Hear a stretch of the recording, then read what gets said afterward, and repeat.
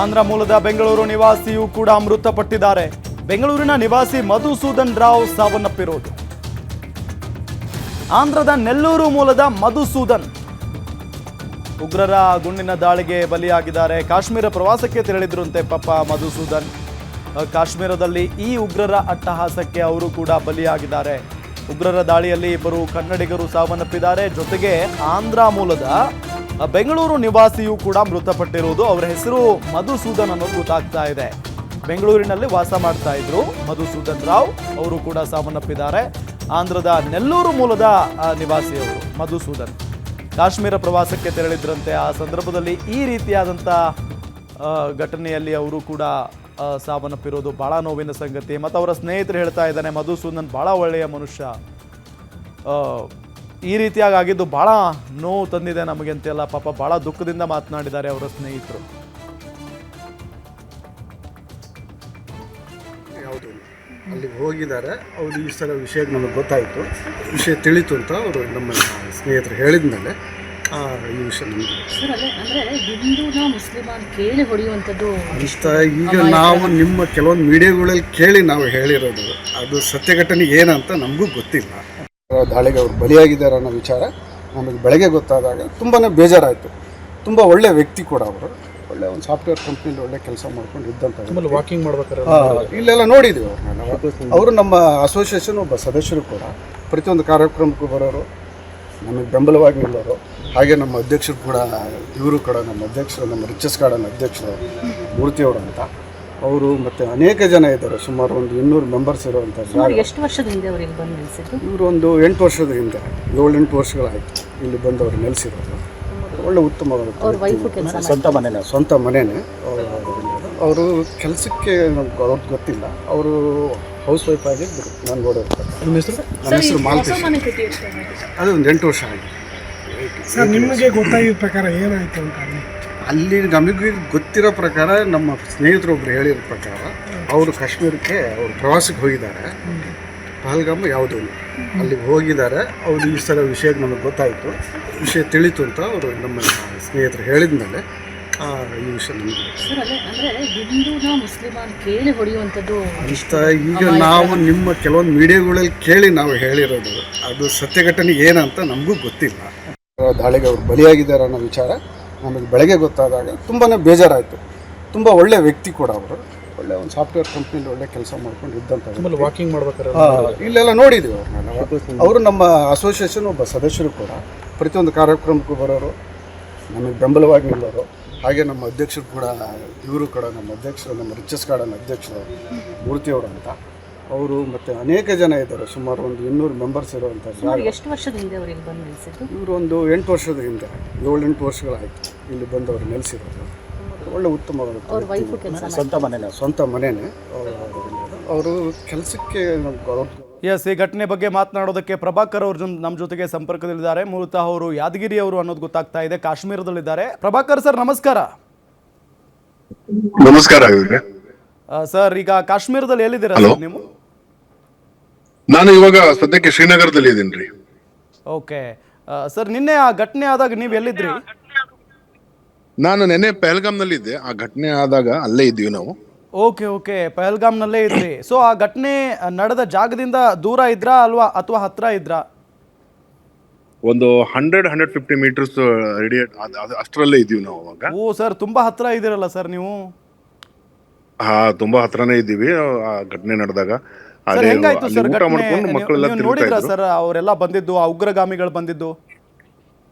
ಇಲ್ಲ, ಅವ್ರೇನ್ ನೋಡಿಲ್ಲ ನಾವು. ನಾನು ಕಾರಲ್ಲಿ ಕುತ್ಕೊಂಡು ಕೆಳಗಡೆ ಇಳಿಯಕ್ ಸ್ಟಾರ್ಟ್ ಮಾಡಿದ ತಕ್ಷಣನೇ ಜನ ಎಲ್ಲ ಓಡ್ತಾ ಇದ್ರು. ಅದರಿಂದ ಏನಾಯ್ತು ಅಂತ ಕೇಳಿದ್ರೆ, ಈ ತರ ಅವರು ಫೈರಿಂಗ್ ಆಗಿದೆ, ಕೆಳಗಡೆ ಹೋಗಿ ಅಂತ ಸ್ಟಾರ್ಟ್ ಮಾಡಿದ್ರು.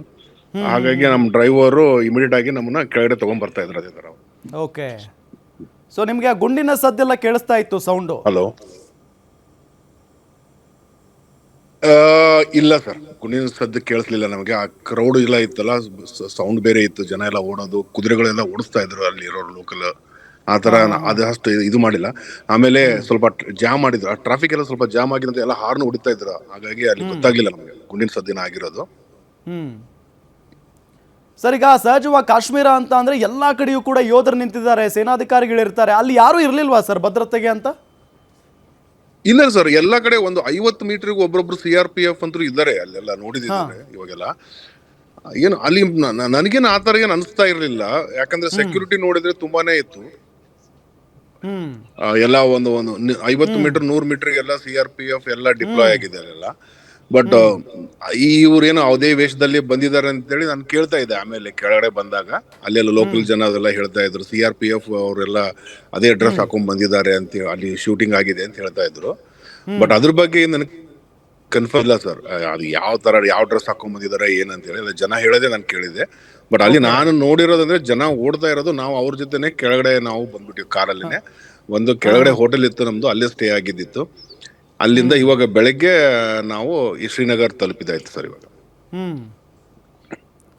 ಸರ್, ಈಗ ಅಲ್ಲಿ ನಮ್ಮ ಕನ್ನಡಿಗರು ಇಬ್ಬರು ಮೃತಪಟ್ಟಿದ್ದಾರೆ ಸರ್. ಅಲ್ಲಿ ಹೋದಂಥ ಕನ್ನಡಿಗರು ಯಾರಾದರೂ ನಿಮಗೆ ಪರಿಚಯ ಇದ್ರಾ? ಈ ಶಿವಮೊಗ್ಗದ ಮಂಜುನಾಥ್ ಅವ್ರು ಏನಾದರೂ ನಿಮಗೆ ಪರಿಚಯ ಇದ್ರಾ? ಇಲ್ಲ ಸರ್, ಯಾರು ಪರಿಚಯ ಇದ್ದಿಲ್ಲ. ಆಕ್ಚುಲಿ ನಾನು ಇಂಡಿವಿಜುವಲ್ ಆಗಿ ಪ್ಲಾನ್ ಮಾಡ್ಕೊಂಡು ಬಂದಿದ್ದೆ ಟ್ರಿಪ್ ನಾನು ಇಲ್ಲಿ. ಆಮೇಲೆ ಇವ್ರು ಕರ್ನಾಟಕದವ್ರು ಕೆಲವೊಬ್ರೆಲ್ಲ ಸಿಕ್ಕಿದ್ರು ಅಲ್ಲೆಲ್ಲ, ಮಾತಾಡ್ತಾ ಇದ್ರು. ನಾವು ಊಟ ಮಾಡ್ಬೇಕಾದ್ರೆ ಅದೊಂದು ಹೋಟ್ಲಲ್ಲಿ ಪಂಜಾಬ್ ರಸೋಯಿ ಅಂತ ಇದೆ, ಅಲ್ಲಿ ಊಟ ಮಾತಾಡಿದ್ರು ಅಲ್ಲ ಅಷ್ಟೇ. ಅವ್ರ ಜೊತೆ ಮಾತಾಡಿದ್ದೆ ನಾವು, ನಿಜ. ಅದಾದ್ಮೇಲೆ ಕೆಳಗಡೆ ಬಂದ ತಕ್ಷಣನೇ ಇದೆಲ್ಲ ಇಶ್ಯೂ ಸ್ಟಾರ್ಟ್ ಆಯ್ತು ನೋಡಿ. ಊಟ ಮುಗಿಸ್ಕೊಂಡು ನಾವು ಅಲ್ಲಿ ಬರೋಷ್ಟಿಗೆ ಸುಮಾರು ಒಂದು 2:30 2:40 ಇದು ಇಶ್ಯೂ ಆಗಿರುತ್ತೆ ಸರ್ ನೆನ್ನೆ ಇನ್ಸಿಡೆಂಟ್. ಸರ್, ಈಗ ಅಲ್ಲೇ ಇದ್ರಿ ನೀವು, 100-150 ಮೀಟರ್ ಅಷ್ಟೇ ದೂರ ಇದ್ರಿ. ನಿಮ್ಗೆ ಏನು ಅನಿಸ್ತು ಸರ್ ಆ ಕ್ಷಣಕ್ಕೆ? ಯಾಕೆಂತ ಹೇಳಿದ್ರೆ ನೀವೇನು ಭಾಳ ದೂರ ಇರಲಿಲ್ಲ. ಹೌದು ಅಲ್ಲ, ಹೆದರಿಕೆ ಅಂತ ಇತ್ತು ಸರ್, ಯಾಕಂದ್ರೆ ಫ್ಯಾಮಿಲಿ ಜೊತೆಗಿದ್ದಲ್ಲ, ಮಕ್ಕಳಿದ್ದಾರೆ, 2 ಹೆಣ್ಮಕ್ಳಿದ್ದಾರೆ, ವೈಫ್ ಇದ್ರು. ಸ್ವಲ್ಪ ಹೆದರಿಕೆ ಅನ್ಸಿತ್ತು. ಬಟ್ ಅವರು ನಮ್ಮ ಡ್ರೈವರ್ ಅದೆಲ್ಲ ಹೆದರ್ಬೇಡಿ ಸರ್, ಏನು ಪ್ರಾಬ್ಲಮ್ ಆಗಲ್ಲ, ನಾವ್ ಇದೀವಲ್ಲ ಅಂತ ಹೇಳ್ತಾ ಇದ್ರು. ಅವರು ಫಾಸ್ಟ್ ಆಗಿ ಕರ್ಕೊಂಡ್ ಬಂದ್ರು, ತುಂಬಾ ಸಪೋರ್ಟಿವ್. ಆಮೇಲೆ ಹೋಟೆಲ್ದವರು ಕೂಡ ಅದೇ ತರ, ಅವರು ಎಲ್ಲ ಅರೇಂಜ್ ಮಾಡಿದ್ರು, ಏನು ಪ್ರಾಬ್ಲಮ್ ಇಲ್ಲ, ಒಳಗಡೆ ನೀವು ಆರಾಮಾಗಿ ಸೇಫ್ ಆಗಿರ್ಬೋದು ಅಂತ ಹೇಳಿ. ಅವ್ರು ಲೋಕಲ್ ಅವರು ತುಂಬಾ ಹೆಲ್ಪ್ ಮಾಡಿದ್ರು, ಇಲ್ಲ ಅಂತಿಲ್ಲ. ಬಟ್ ಅಲ್ಲಿ ಇದ್ದಾಗ ಸ್ವಲ್ಪ ಹೆದರಿಕೆ ಅನ್ಸುತ್ತೆ. ಅಂದ್ರೆ ನೀವು ಒಬ್ಬರೇ ಹೋಗಿದ್ರಾ, ನಿಮ್ಮ ಕುಟುಂಬ ಜೊತೆಗಿತ್ತಾ? ನಮ್ಮ ಕುಟುಂಬ ಜೊತೆಗೆ ಐತೆ ಸರ್, ನಾವು 4 ಜನ ಇದ್ದೀವಿ. ನಾನು, ನನ್ನ 2 ಮಕ್ಕಳು ಮತ್ತೆ ವೈಫ್ ಇದ್ರು ಸರ್. ಆ ಕ್ಷಣಕ್ಕೆ ಪಾಪ ಅವರು ಗಾಬರಿ ಆಗ್ಬಿಟ್ಟಿದ್ರು ಅನ್ಸುತ್ತೆ ಆ ಸಂದರ್ಭದಲ್ಲಿ. ಹೌದು ಸರ್, ಈ ತರ ಎಲ್ಲ ನೋಡಿಲ್ಲಲ್ಲ. ಆಮೇಲೆ ಅನ್ಎಕ್ಸ್ಪೆಕ್ಟೆಡ್ ಈ ತರ ನೋಡಕ್ ಹೋಗಿದ್ರೆ ಇದು ನನಗೆ 2ನೇ ಇನ್ಸಿಡೆಂಟ್ ಫ್ಯಾಮಿಲಿ ಜೊತೆ. ಮುಂಚೆ ಕಸಾವ್ ಅಟ್ಯಾಕ್ ಮಾಡಿದಾಗ ಕೂಡ ಅದೇ ಸಿಚುವೇಶನ್ ಅಲ್ಲಿ ನಾವು ಮುಂಬೈಲಲ್ಲಿ ಇದ್ದೀವಿ ಅವಾಗ, ಸುಮಾರು ವರ್ಷಗಳ ಹಿಂದೆ. ಅದಾದ್ಮೇಲೆ ಇದು ಸೆಕೆಂಡ್ ಇನ್ಸಿಡೆಂಟ್ ನೋಡಿರೋದು ನೋಡಿ ಈ ತರ. ಸರ್, ಅದಾದ ನಂತರ ಅಂದ್ರೆ ನೀವು ಅಲ್ಲಿಂದ ಹೋಗ್ಬಿಟ್ರಾ, ಅಥವಾ ಅಲ್ಲಿ ಏನಾಗ್ತಿದೆ ಅಂತ ನೋಡೋದಕ್ಕೆ ಏನಾದ್ರು ನಿಂತ್ಕೊಂಡಿದ್ರಾ? ಇಲ್ಲ ಸರ್, ಅಲ್ಲಿ ನಿಂದ್ರಕ್ಕೆ ಏನು ಆಸ್ಪದನೆ ಇರಲಿಲ್ಲ. ಇಮಿಡಿಯೇಟ್ ಆಗಿ ಎಲ್ಲ ವೆಹಿಕಲ್ ಗಳಲ್ಲಿ ಡ್ರೈವರ್ ಅವರವರೆಲ್ಲ ಹಾಕೊಂಡು ನೀವು ಬೇಗ ಹೊರಡಿ ಅಂತೇಳಿ ನಮಗೆಲ್ಲ ಕಳಿಸ್ತಾ ಇದ್ರು. ನಾವು ವೆಹಿಕಲ್ ಅಲ್ಲೇ ಕುತ್ಕೊಂಡಿದ್ವಲ್ಲ, ಜಸ್ಟ್ ವೆಹಿಕಲ್ ಅನ್ನು ಮೂವ್ ಮಾಡಿದ್ರು ಆದಷ್ಟು ಫಾಸ್ಟ್ ಆಗಿ ಅವರಷ್ಟೇ. ಸರ್, ಬಂದೋಬಸ್ತ್ ಹೆಂಗಿತ್ತು ಸರ್? ವೆಹಿಕಲ್ ನಲ್ಲಿ ಹೋಗ್ಬೇಕಾದ್ರೆ ಹೋಗುವಂತ ಸಂದರ್ಭದಲ್ಲಿ ಆರ್ಮಿ ಅವರು ಇದ್ರ ಅಲ್ಲಿ ಇಲ್ವಾ? ಇದ್ರು ಸರ್, ಆರ್ಮಿದವರೆಲ್ಲ. ನಾನು ಇವಾಗ ಶ್ರೀನಗರ್ ಸುಮಾರು ಒಂದು 5 ದಿವಸದಿಂದ ತಿರುಗಾಡ್ತಾ ಇದ್ದೀನಿ. ಎಲ್ಲಾ ಕಡೆನೂ CRPF ದವರೆಲ್ಲ ಡಿಪ್ಲಾಯ್ ಆಗಿದೆ, ಅಲ್ಲಿ ಎಲ್ಲ ಕಡೆನೂ ಇದ್ರು. ಬಟ್ ಅದಾಗ್ನು ಈ ತರ ಆಗಿದೆ ಅಂತ ಹೇಳಿದ್ರೆ ಅದು ಆಶ್ಚರ್ಯ. ಅವರೆಲ್ಲ ಇದ್ರು ಕೂಡ ಎಲ್ಲಿ ನೆಗ್ಲಿಜೆನ್ಸ್ ಇದೆ ಏನಂತ ಗೊತ್ತಾಗ್ತಾ ಇಲ್ಲ, ಸೆಕ್ಯೂರಿಟಿ ನೆಗ್ಲಿಜೆನ್ಸ್ ಅಥವಾ ಏನು ಗೊತ್ತಾಗ್ತಾ ಇಲ್ಲ. ಬಟ್ ಎಲ್ಲಾ ಕಡೆ ಡಿಪ್ಲಾಯ್ ಮಾತ್ರ ಇದ್ದಾರೆ, CRPF ಅವ್ರು ಡಿಪ್ಲಾಯ್ ಆದವ್ರು ಇದ್ದಾರೆ. ಬಟ್ ಯಾವ ತರ ಇದು ಒಳಗಡೆ ಅವ್ರು ನುಗ್ಗಿದ್ರು ಅನ್ನೋದು ಅರ್ಥ ಆಗ್ತಾ ಇಲ್ಲ. ಓಕೆ ಸರ್, ಈ ಪಹಲ್ಗಾಮ್ ಅಂತ ಏನಾದ ಘಟನಾ ಸ್ಥಳ ಇದೆಯಲ್ಲ ಸರ್, ಅಲ್ಲಿ ಮೇ ಬಿ ಈ ನಮ್ಮ ಭದ್ರತಾ ಪಡೆ ಇರಲಿಲ್ಲ ಅಂತ ಕಾಣಿಸುತ್ತೆ ಸರ್. ಹಾಗಾಗಿನೇ ಅಷ್ಟು ಧೈರ್ಯವಾಗಿ ನುಗ್ಗೋದಕ್ಕೆ ಸಾಧ್ಯ. ಇಲ್ಲ ಸರ್, ಅಲ್ಲಿನೂ ಇದ್ದಾರೆ. ಈ ಬೈಸರನ್ ವ್ಯಾಲಿ ಅಂತ ಸ್ಪೆಸಿಫಿಕ್ ಪ್ಲೇಸ್ ಪಹಲ್ಗಾಮ್ದಲ್ಲಿ, ಅಲ್ಲಿಗೆ ಹೋಗ್ತಾ ಇದ್ರು ಎಲ್ಲ. ಕುದುರೆದಲ್ಲಿ ಹೋಗ್ಬೇಕು ಅದು ಮೇಲೆ. ಅಲ್ಲಿ ಕೂಡ ಮಧ್ಯದಲ್ಲಿ ಎಲ್ಲ ಇದ್ದಾರೆ, ಸೆಕ್ಯೂರಿಟಿದವ್ರು ಇದ್ದಾರೆ, ಭದ್ರತಾದವ್ರು ಇದ್ದಾರೆ ಅಲ್ಲಿನೂ ಕೂಡ. ಆಮೇಲೆ ಮೇನ್ ರೋಡಿಗೆ ಅದೆಲ್ಲ ಅಲ್ಲಿನೂ ಕೂಡ ತುಂಬಾ ಜನ ಇದ್ರು, ಇಲ್ಲಂತಿಲ್ಲ. ಬಟ್ ಆಗಿರೋದು ಈ ತರ ನೋಡಿದ್ರೆ, ಯಾಕಂದ್ರೆ ಡ್ರೆಸ್ ಅವ್ರು ಸೇಮ್ ಡ್ರೆಸ್ ಹಾಕೊಂಡ್ ಬಂದಿದ್ದಾರೆ ಅನ್ಸುತ್ತಲ್ಲ, ಮೋಸ್ಟ್ಲಿ ಅದರಿಂದ ಏನಾದ್ರು ಕನ್ಫ್ಯೂಷನ್ ಆಗಿರ್ಬೇಕು ಜನರಿಗೆಲ್ಲ. ಆರಾಮಾಗಿ ತಿರುಗಾಡ್ತಾ ಇದ್ರು. ಆಮೇಲೆ ನಾನು ಅಲ್ಲಿ ಕೇಳಿದ ಪ್ರಕಾರ ಅದೇ ಅವರಿಗೆಲ್ಲ ಹೆಸರು ಕೇಳಿ ಅದೆಲ್ಲ ಅವ್ರದ್ದು ಜಾತಿ ಕೇಳಿ ಎಲ್ಲ ಹೊಡೆದಿದ್ದಾರೆ ಅಂತೇಳಿ ತಿಳಿತಾ ಇತ್ತು ಆಮೇಲೆ ನನಗೆ. ಬಟ್ ಅದು ಒಂಥರ ತುಂಬಾ ದುಃಖದ ವಿಷಯ ಸರ್, ಈ ತರ ಆಗಿರೋದು. ಸರ್, ಈಗ ಅಲ್ಲಿ ನೀವು ಕೂಡ ಇದ್ರಿ, ನಿಮ್ಮ ರೀತಿಯಲ್ಲೇ ಸಾಕಷ್ಟು ಜನ ಇದ್ರು. ಆ ಜಾಗದಲ್ಲಿದ್ದು ವಾಪಸ್ ಬಂದವ್ರು ಏನಾದ್ರು ನಿಮಗೆ ಸಿಕ್ಕಿದ್ರಾ? ಅದ್ರ ಬಗ್ಗೆ ಏನಾದ್ರು ಅನುಭವ ಹಂಚ್ಕೊಂಡ್ರಾ ನಿಮ್ಮ ಜೊತೆಗೆ? ಇದ್ರು ಸರ್. ಒಂದು ವೆಸ್ಟ್ ಬೆಂಗಾಲ್ ಅವ್ರ ಫ್ಯಾಮಿಲಿ ಇತ್ತು, ಅವರು ಅಲ್ಲೇ ಇದ್ರು. ಅವ್ರ ಜನ ಓಡ್ತಾ ಇರ್ಬೇಕಾದ್ರೆ ಅವ್ರು ಒಬ್ರೇ ಹೊರಗಡೆ ಇದ್ರಂತೆ. ಫ್ಯಾಮಿಲಿಯವರೆಲ್ಲ ಕಾರಲ್ಲಿ ಕೂತ್ಕೊಂಡಿದ್ರು ಕೆಳಗಡೆ ಬರಕ್ಕೆ ಅಂತ ಹೇಳಿ. ಓಡೋದ್ ನೋಡೋಣ ಕೆಳಗಡೆ ಅಷ್ಟೇ ಜಸ್ಟ್ ಅವ್ರಿಗೆಲ್ಲ ಕುದುರೆ ಅವರಿಗೆಲ್ಲ ದುಡ್ಡು ಕೊಡ್ಬೇಕಲ್ಲ, ಅದನ್ನ ಕೊಟ್ಟು ಬರೋಷ್ಟಿಗೆ ಈ ತರ ಆಗಿದೆಯಲ್ಲ, ಅವರಿಗೆಲ್ಲ ಸೌಂಡ್ ಕೇಳಿಸಿದೆ ಅಂತೆ. ದುಡ್ಡೆಲ್ಲ ಕೊಟ್ಟು ಕೈಯಲ್ಲಿ ಎಷ್ಟಿರುತ್ತೆ ಅಷ್ಟು ಕೊಟ್ಟು ಓಡಿ ಬಂದಿದಾರಂತೆ ಅಷ್ಟೇ. ಅವರು ಆತರ ಅವರೊಂದು ಫ್ಯಾಮಿಲಿ ನಮ್ಮ ಜೊತೆ ಇತ್ತು. ಅದೇ ಅವ್ರು ಮಾತಾಡ್ತಿದ್ರು ನಮ್ಗೆ. ಸರ್, ಈಗ ಅಲ್ಲಿ ಸಾಕಷ್ಟು ಜನ ತಮ್ಮವ್ರನ್ನ ಕಳ್ಕೊಂಡಿದ್ರು ಸರ್. ಅಂಥವ್ರು ಯಾರಾದ್ರೂ ಸಿಕ್ಕಿದ್ರಾ ನಿಮ್ಗೆ? ಇಲ್ಲ ಸರ್, ಅಂತವ್ರು ಯಾರು ಸಿಕ್ಕಿಲ್ಲ. ಯಾಕಂದ್ರೆ ನಾನು ಸುಮಾರು ಇನ್ಸಿಡೆಂಟ್ ಆಗಿರೋದು ಮತ್ತೆ ನನ್ನ ಹೋಟ್ಲಿಗೆ ಸುಮಾರು ಒಂದು 4 ರಿಂದ 5 ಕಿಲೋಮೀಟರ್ ಡಿಸ್ಟೆನ್ಸ್ ಇದೆ ಸರ್. ಹಾಗಾಗಿ ಅಲ್ಲಿ ನಮ್ಗೆ ಯಾರು ಸಿಗ್ಲಿಲ್ಲ ಆ ತರ ಆಗಿರೋದು. ಎಲ್ಲರೂ ಯಾಕಂದ್ರೆ ಇಮಿಡಿಯೇಟ್ ಆಗಿ ಅಲ್ಲಿಂದನೇ ಕಳಿಸಿದ್ದಾರೆ ಅವರಿಗೆಲ್ಲ ಹೋಟ್ಲಿಗೆ, ಆಮೇಲೆ ಆಸ್ಪತ್ರೆಗೆಲ್ಲ ಕಳಿಸಿಬಿಟ್ರು ಅಲ್ಲೆಲ್ಲ ಇಂಜೂರ್ ಆದವರಿಗೆ. ಹಾಗಾಗಿ ನಮಗೆ ನಾವು ಯಾಕಂದ್ರೆ ಅಲ್ಲಿ ಆ ಘಟನಾ ಸ್ಥಳದಲ್ಲಿ ನಿಂತಿರ್ಲಿಲ್ಲ ನಾವು. ಹಾಗಾಗಿ ನಮಗೆ ಅಷ್ಟು ಯಾರು ನಮಗೆ ಭೇಟಿ ಆಗ್ಲಿಲ್ಲ ಸರ್ ಆ ತರ. ಓಕೆ ಸರ್, ಈಗ ಸಚಿವ ಸಂತೋಷ್ ಲಾಡ್ ಅವರು ಅಲ್ಲಿಗೆ ರೆಸ್ಕ್ಯೂಗ್ ಅಂತ ಬಂದಿದ್ದಾರೆ ಸರ್. ಅವ್ರೇನಾದ್ರೂ ನಿಮಗೆ ಸಂಪರ್ಕ ಮಾಡಿದ್ರಾ? ನೀವೇನಾದ್ರೂ ಅವ್ರಿಗೆ ಸಂಪರ್ಕ ಮಾಡಿದ್ರಾ? ಹಾ ಸರ್, ನಾನು ಬೆಳಗ್ಗೆಯಿಂದ ನಮ್ಮ ಫ್ರೆಂಡ್ಸು ಆಮೇಲೆ ಬೆಂಗಳೂರಲ್ಲಿರೋರೆಲ್ಲ, ಆಕ್ಚುಲಿ ನಾನು ಬೆಂಗಳೂರಲ್ಲೇ ಇರೋದು, ಅವರೆಲ್ಲ ನಂಬರ್ ಕಳಿಸಿದ್ದಾರೆ. ಸಂತೋಷ್ ಸರ್ ಅವ್ರ ನಂಬರ್ ಕಳಿಸಿದ್ರು, ವಾಟ್ಸಪ್ ಮಾಡಿದ್ರು. ಯಾಕಂದ್ರೆ ನಂದು ಫ್ಲೈಟ್ ಇರೋದು ಶುಕ್ರವಾರ ಇದೆ ಸರ್. ಅದೇನೋ ರೆಸ್ಕ್ಯೂ ಮಾಡ್ತಾ ಇದ್ದಾರೆ, ಆಮೇಲೆ ಜನರನ್ನೆಲ್ಲ ಬೇಗ ಏರ್ ಲಿಫ್ಟ್ ಮಾಡ್ತಾ ಇದಾರೆ ಅಂತ ಕೇಳ್ತಾ ಇದ್ದೆ ನಾನು ನ್ಯೂಸ್ ಅಲ್ಲಿ. ಹಾಗಾಗಿ ಕಾಂಟ್ಯಾಕ್ಟ್ ಮಾಡಕ್ಕೆ ನನಗೆ ನಂಬರ್ ಕಳಿಸಿದ್ರು ನಮ್ದೆಲ್ಲ ಫ್ರೆಂಡ್ಸ್ ಅವರೆಲ್ಲ. ಮಾಡ್ತಾ ಇದ್ದೀನಿ, ಬಟ್ ಯಾರು ರೆಸ್ಪಾಂಡ್ ಮಾಡಿಲ್ಲ ಇದುವರೆಗೆ. ವಾಟ್ಸಪ್ ಸರಿಗೆ ನಾನು ಕೂಡ ಮೆಸೇಜ್ ಹಾಕಿದ್ದೀನಿ, ಇನ್ನು ಯಾರು ಅಪ್ರೋಚ್ ಮಾಡಿಲ್ಲ ಸರ್. ಅದೇನ್ ರೆಸ್ಕ್ಯೂ ಮಾಡ್ತಾರೋ ಇಲ್ಲ ಗೊತ್ತಿಲ್ಲ. ಇವಾಗ ಸುಮಾರು 2 ದಿವಸ ನಾನು ಮತ್ತೆ ಇಲ್ಲಿ ಶ್ರೀನಗರದಲ್ಲಿ ಕಳಿಬೇಕು ಸರ್ ಇವಾಗ. ಸರ್, ನೀವು ಈಗ ಹೆಂಗ್ ಬರ್ತೀರಾ ಸರ್? ವ್ಯವಸ್ಥೆ ಹೆಂಗೆ? ನೀವೇ ಸಪ್ರೇಟ್ ಆಗಿ ಬರ್ತೀರಾ ಅಥವಾ ಸರ್ಕಾರ ಏನ್ ರೆಸ್ಕ್ಯೂ ಆಪರೇಷನ್ ಮಾಡ್ತಾ ಇದೆ ಅವ್ರ ಜೊತೆಗೆ ಬರ್ತೀರಾ? ಸರ್, ಸರ್ಕಾರ ಅಥವಾ ರೆಸ್ಕ್ಯೂ ಮಾಡ್ತಾ ಇದ್ರೆ ಅಂದ್ರೆ ನಾನು ಬೇಗ ಹೊರಡ್ಬೇಕು ಸರ್. ನನ್ನ ಹತ್ರ ಇರೋದು ಫ್ಲೈಟ್ ಟಿಕೆಟ್ ಶುಕ್ರವಾರದಿದೆ. ಇವಾಗ ರೀಶೆಡ್ಯೂಲ್ ಮಾಡಕ್ಕೆ ಯಾವ್ದು ಫ್ಲೈಟ್ ಇಲ್ಲ ಅಂತ ಹೇಳ್ತಾ ಇದ್ದಾರೆ. 4 ಟಿಕೆಟ್ ಯಾವ್ದ್ರಲ್ಲಿ ಇಲ್ಲ ಅಂತ ಹೇಳ್ತಾ ಇದ್ದಾರೆ ಅವರು. ಸೀಟ್ ಇಲ್ಲ ಅಂತ ಹೇಳ್ತಾರೆ. ಬೆಳಗ್ಗೆ ನಾನು ಏರ್ಲೈನ್ಸ್ ಅವರಿಗೂ ಕೂಡ ಮಾತಾಡಿದೆ, ಏರ್ ಇಂಡಿಯಾ ಎಕ್ಸ್ಪ್ರೆಸ್ ಅವರಿಗೆ. ಅವ್ರು ಯಾವ್ದು ಸೀಟ್ ಇಲ್ಲ ಸರ್ ಇವತ್ತು 23ಕ್ಕೆ ಅಂತ ಹೇಳ್ತಾ ಇದ್ರು. ಆದಷ್ಟು ಬೇಗ ನನಗೆ ಇಲ್ಲಿಂದ ಹೊರಡೋದಿದೆ ಸರ್. ಆ ರೆಸ್ಕ್ಯೂ ಮಾಡ್ತಾರೆ ಇಮಿಡಿಯೇಟ್ಲಿ ಅಂತ ಹೇಳಿದ್ರೆ ನಾನು ಅದಕ್ಕೂ ಬದ್ಧ. ನಾನು ಬರೋಕೋ ಅದರಿಂದ ನನಗೆ ಅಡ್ವಾಂಟೇಜ್. ಆಕ್ಚುಲಿ ನಂಗೆ ಬೇಗ ನನ್ನ ಫ್ಯಾಮಿಲಿ ಇಲ್ಲಿಂದ ಕರ್ಕೊಂಡು ಹೋಗೋದಿದೆ. ಯಾಕಂದ್ರೆ ಒಂಥರ ಹೆದರಿ ಬಿಟ್ಟಿದ್ದಾರೆ ಮಕ್ಕಳೆಲ್ಲ, ಹೆದರಿ ಬಿಟ್ಟಿದ್ದಾರೆ. ಹೌದು, ನಿಜ ಸರ್. ಇಂಥ ಘಟನೆಗಳಾದಾಗ ಯಾರಿಗೆ ತಾನೇ ಭಯ ಆಗಲ್ಲ ಹೇಳಿ? ಪಾಪ ಹೆಣ್ಮಕ್ಳು, ಪುಟ್ ಮಕ್ಕಳು, ವಯಸ್ಸಾದವ್ರು ಎಲ್ಲರೂ ಕೂಡ ಇದ್ರು ಅಲ್ಲಿ. ಮೊದಲು ನಮ್ಮ ಊರುಗಳಿಗೆ ಸೇರ್ಕೊಂಡ್ರೆ ಸಾಕು ಅನ್ನೋ ಪರಿಸ್ಥಿತಿ ಇರುತ್ತೆ ಈಗ. ಸರ್, ನಿಮಗೆ ಇವಾಗಲೇ ಹೊರಡಬೇಕು ಅನ್ನೋದಿದೆಯಾ ಅಥವಾ ನಿಮ್ಮ ಫ್ಲೈಟ್ ಏನು ಶುಕ್ರವಾರ ಇದೆಯಲ್ಲ ಅವಾಗಲೇ ಬರಬೇಕು ಅಂತ ಏನಾದರೂ ಇದೆಯಾ? ಇನ್ನೂ ಏನಾದರೂ ಕೆಲಸ ಇದೆಯಾ ಬಾಕಿ? ಇಲ್ಲ ಸರ್, ಏನಕ್ಕೆ ಕೆಲಸ ಇಲ್ಲ. ನಾವು ಇವಾಗ ಹೊರಡೋರೇ ಇದ್ದೀವಿ. ನಾವು ಹೊರಟ್ರೆ ಸಾಕು. ನಾವು ಜಮ್ಮು ಕಟ್ರಾ ಆ ಕಡೆ ಎಲ್ಲ ಹೋಗ್ಬೇಕಾಗಿತ್ತು. ಆ ಕಡೆ ಹೋಗಕ್ಲಿಲ್ಲ ನಮಗೆ. ಹಾಗಾಗಿ ನಾನು ರಿಟರ್ನ್ ಫ್ಲೈಟ್ ಇಲ್ಲಿಂದಾನೆ ಬುಕ್ ಮಾಡಿದ್ದೆ ಶುಕ್ರವಾರ. ಬಟ್ ಈ ತರ ಆಗ್ತಾ ಇದೆ ಅಂತೇಳಿ ನಾನು ಎಕ್ಸ್ಪೆಕ್ಟ್ ಮಾಡಿದ್ದಿಲ್ಲ. ಅದಕ್ಕೆ ನನಗೆ ಹೆದರಿಕೆ. ಸುಮ್ಮನೆ ಮಕ್ಕಳಿಗೆ ಕರ್ಕೊಂಡು ಮೊದಲು ಬೇಗ ಹೋಗ್ಬಿಟ್ರೆ ಆಯ್ತು ಅಂತೇಳಿ. ಸರ್, ನೀವು ಇರೋಂಥ ಜಾಗದಲ್ಲಿ ಮತ್ತೆ ಯಾರಾದ್ರೂ ಕರ್ನಾಟಕದವ್ರು ಇದ್ದಾರಾ, ಕನ್ನಡಿಗರು ಇದ್ದಾರಾ?